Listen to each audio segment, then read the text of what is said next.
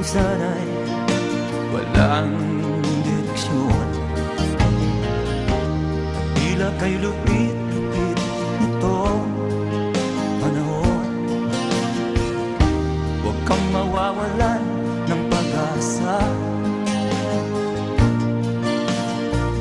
kailanman ay di nag-iisa.